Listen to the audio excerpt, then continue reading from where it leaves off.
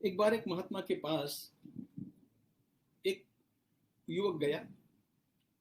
कुमारावस्था से युवावस्था में प्रवेश ही कर रहा था वो, और उसने कहा, महाराज, मैं समाज की सेवा करना चाहता हूं, लेकिन मेरे पास कुछ भी नहीं है। मैं बहुत पढ़ा लिखा भी नहीं हूं और कोई धन मेरे पास नहीं है, तो मैं क्या सेवा कर सकता हूं? सेवा की ललक तो मेरे भीतर बहुत है, लेकिन कैसे सेवा की जाए मुझे कुछ सूझता नहीं है। महात्मा ने हंस करके कहा, बेटा, तुम पानी बन जाओ। तो समझा नहीं। हंस करके महाराज बोले, जल में जैसे गुण है उस प्रकार के गुण तुम्हारे भीतर प्रकट होने लग जाए तो अपने आप तुम जहां पर पहुंचोगे वहां के वातावरण की सेवा अपने आप होगी। अवधूत रूप में भगवान दत्तात्रेय स्वामी महाराज यदु से यही बात बतलाते हैं कि मैं जब जल को देखता हूं, नदियों को देखता हूं, झरनों को देखता हूं, प्रवाहों को देखता हूं, तो अक्सर मेरे मन में ये विचार आता है कि इस पानी से सीखने जैसा कितना है। स्वच्छः प्रकृतिः स्निग्धः माधुर्यस्तीर्थभूर्नृणाम् मुनि पुनात्यपां मित्रम ईक्षोपस्पर्श कीर्तनैः। एक उत्तम पुरुष को चाहिए कि वह जल से ये शिक्षाएं ग्रहण कर ले, तो उसके पास वैसे भौतिक रूप में कुछ न होने पर भी वह अपने आसपास के वातावरण को परिवर्तित करके संसार की बहुत बड़ी सेवा कर सकता है। दत्तात्रेय भगवान ने कहा, देखो जल की ओर, पानी स्वच्छ होता है और कहीं पर भी स्वच्छता करनी हो तो हम जल का उपयोग करते हैं। हम कपड़े जल में ही धोते हैं। पानी स्निग्ध होता है। स्निग्ध का अर्थ है बांधने वाला। जो मिट्टी के कण हैं उनमें जल डाला जाए तो मिट्टी के कण इकट्ठे हो जाते हैं। आटे में जब जल डाला जाता है तो आटा गूंथने जैसा हो जाता है। वे सारे कण इकट्ठे हो जाते हैं। यह उसकी स्निग्धता का परिणाम है। पानी मीठा भी होता है। कुछ तीखा खाने में आ गया और मुंह जलने लग गया तो तुरंत हम जल उठा करके पीते हैं। उससे हमारा दाह शांत होता है, जल पवित्र होता है। इसीलिए तो हम गंगा जी में और देश की किसी भी नदी में स्नान करते समय गंगा जी को याद करके उसमें स्नान करते हैं और अपने में पवित्रता का अनुभव करते हैं। कितना अच्छा हो जाए कि जल के ये गुण, इसमें से कुछ तो भी कुछ मात्रा में हमारे भीतर आ जाए। यदि वे गुण हम में आ गए तो हम जहां भी जाएंगे वहां पर ये गुण अपने आप वितरित होते रहेंगे। और इस प्रकार का वातावरण निर्माण करना, यह आज की घड़ी में संसार की बहुत बड़ी सेवा है। वातावरण स्वच्छता का हो, वातावरण सबके हृदय के मेल जोल का हो, वातावरण मिठास भरा हो और वातावरण पवित्र से संपृक्त हो। ऐसा वातावरण देखने मिलता कहां है? ऐसा वातावरण वही निर्माण कर सकता है जिसके भीतर ये सारे गुण स्वयं प्रतिष्ठित हो जाते हैं। भगवान पतंजलि ने अपने योग सूत्र में कुछ बड़ी महत्वपूर्ण बातें बताई है। वे कहते हैं, अहिंसा प्रतिष्ठायाम तत्सन्निधो वैरत्यागः। जिसके भीतर अहिंसा प्रतिष्ठित हो जाती है, इसका अर्थ जो अंतरंग से पूरी तरह अहिंसक हो गया, उसके समीप आने वाले सारे लोगों के मन अपने आप अहिंसा से भर जाते हैं। हिंसा उनके भीतर से गल जाती है। हम अक्सर सुना करते हैं कि हमारे प्राचीन ऋषियों के आश्रमों में बाघ और गोमाता एक स्थान पर जल पीते थे और बाघ के मन में हिंसा नहीं आती थी। ये वहां के वातावरण का परिणाम होता था। उस ऋषि के जीवन में अहिंसा प्रतिष्ठित हो गई। प्रतिष्ठित का अर्थ है पूर्ण रूप से स्थिर हो गई। अब कुछ भी हो जाए उसके मन में हिंसा का विचार नहीं आएगा। इस प्रकार की अहिंसा जब अत्यंत स्थिर हो जाती है तो अपने आप वहां का वायुमंडल बदलता है। ध्यान रखना, हम सभी के भीतर से कुछ ऊर्जाएं प्रकट होती रहती है। हम सभी का अपना एक ऑरा होता है, एक मैग्नेटिक फील्ड होता है, और हमारे उस चुंबकीय क्षेत्र में वे ही भाव तरंगे प्रसृत होती है जो हमारे भीतर जमी हुई होती है।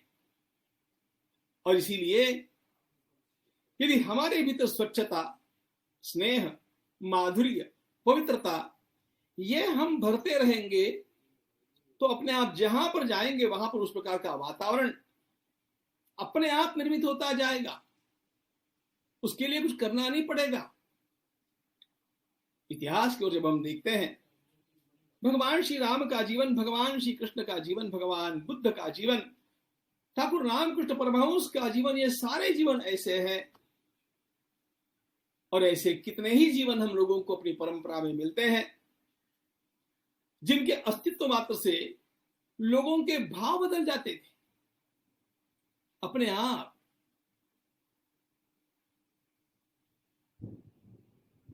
कितनी कितनी बातें। हमारे संत गाडगे बाबा एक संत हुए, बिल्कुल अनपढ़, और उस महाराष्ट्र के महान संत की एक बड़ी विशेषता थी, वे हरदम अपने साथ बुहारी लेकर के चलते थे। जहां कहीं जाएंगे स्वच्छता करना यही उनका काम था। पूरे महाराष्ट्र को उन्होंने स्वच्छता की दीक्षा दे दी। आज स्वच्छता के साथ गाडगे बाबा का नाम अपने आप जुड़ जाता है। गाडगे बाबा की याद आते ही स्वच्छता याद आती है। एक अनपढ़ व्यक्ति लेकिन सारे प्रदेश के लिए पूज्य हो गया। उनकी स्वच्छता की दीक्षा।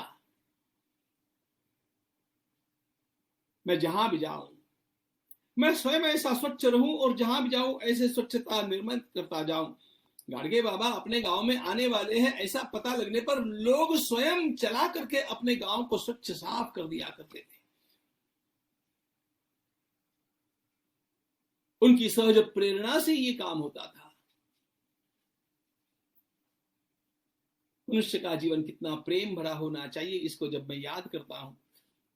अरे भगवान श्री राम और भगवान श्री कृष्ण के जीवन की बात तो बड़ी दूर की बात है। जब संघ के संस्थापक डॉक्टर हेडगेवार जी को मैं याद करता हूं तो उनके भीतर की जो आत्मीयता थी, इतने प्रेम से उन्होंने लोगों को अपने पास बांध करके रखा था।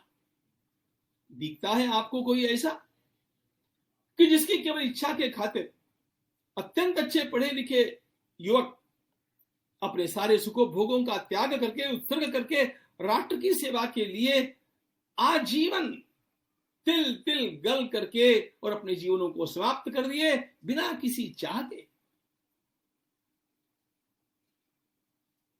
डॉक्टर साहब में क्या बात थी? उनमें चुंबकीय गुण था, प्रेम का, आत्मीयता का। कितना प्रेम उन्होंने लोगों से किया।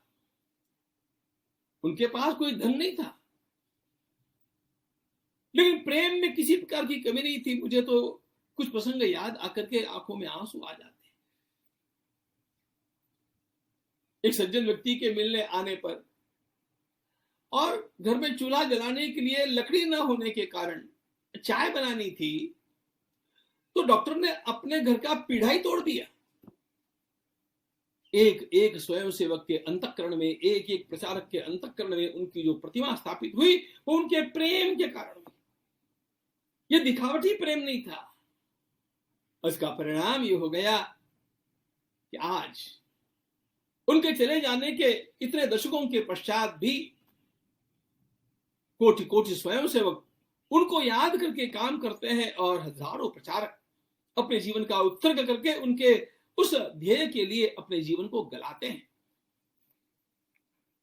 कितना माधुर्य बिखेरते थे हमारे पूज्य गुरु जी गोलोलकर जी।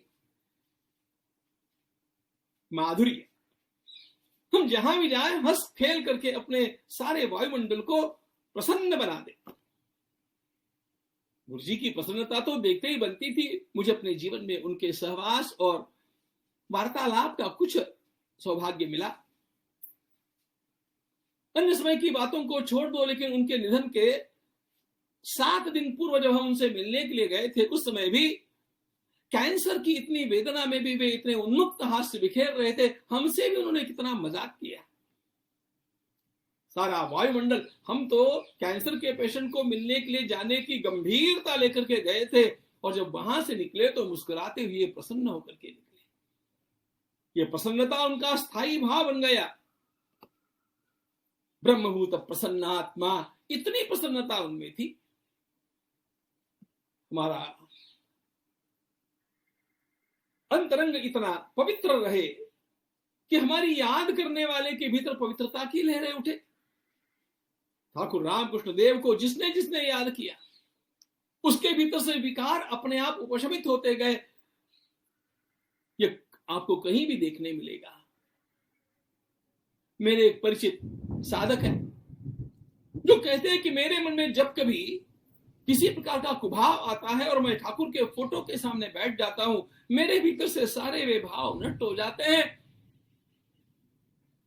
ठाकुर के जीवन का प्रसंग, माथुर बाबू ने जब उनसे कहा कि मेरे ऊपर कृपा करो, ठाकुर ने केवल प्रेम से उनकी ओर देखा और माथुर बाबू का काम दोष ही नष्ट हो गया। माथुर बाबू ने बाद में आकर के कहा कि ठाकुर आपने ये क्या कर दिया।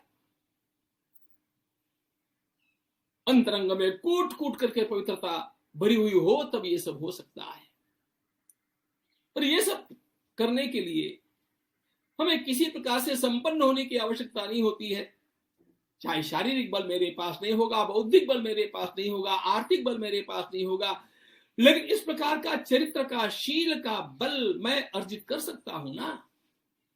मैं अपने व्यक्तित्व को इस प्रकार बना सकता हूं ना।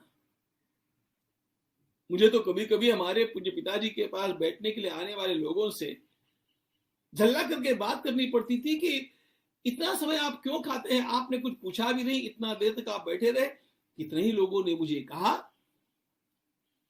कि आपकी बात सत्य है, लेकिन इनके पास केवल बैठने से भी हमें शांति मिलती है, हमें शांति मिलती है। भगवान रमण महर्षि के पास जाकर के जो बैठ जाता था, चाहे एक भी क्षण की कोई बातचीत भी न हो, वो व्यक्ति शांत हो जाता था, क्योंकि शांति उनके भीतर से फूटती थी। सारा वातावरण, सारा उनका वायुमंडल, मैग्नेटिक फील्ड शांति से भरा हुआ होता था। हम जहां भी जाए, यदि इन गुणों के संवाहक बन जाए तो अपने आप हमारा जीवन संसार को अधिक सुंदर, अधिक कल्याणकारी, अधिक मंगलमय बना सकता है ना। और इसीलिए हम इन सारे गुणों को अपने भीतर धारण करने का प्रयास करें। हम पूरी तरह इन सारे गुणों को धारण कर सकेंगे ऐसा नहीं, लेकिन जितने जितने उस मार्ग पर हम आगे बढ़ेंगे, उतना उतना अपने आसपास का वायुमंडल बदलता जाएगा। और इस प्रकार का वायुमंडल प्रसन्नता से भरा हुआ, पवित्रता से भरा हुआ, स्वच्छता से भरा हुआ और माधुर्य से भरा हुआ जहां भी निर्माण होगा, वहां अपने आप, चाहे वैभव नहीं होगा, लेकिन प्रसन्नता में कोई कमी नहीं होगी। और जो कोई इस वायुमंडल में आएगा, उसका जीवन अधिक उन्नत होकर के और अन्य लोगों को भी अधिक उन्नत करने वाला बनेगा, इसमें कोई आशंका नहीं है। भगवान करे हम सबका जीवन इसी प्रकार का बनता जाए। जय श्री कृष्ण।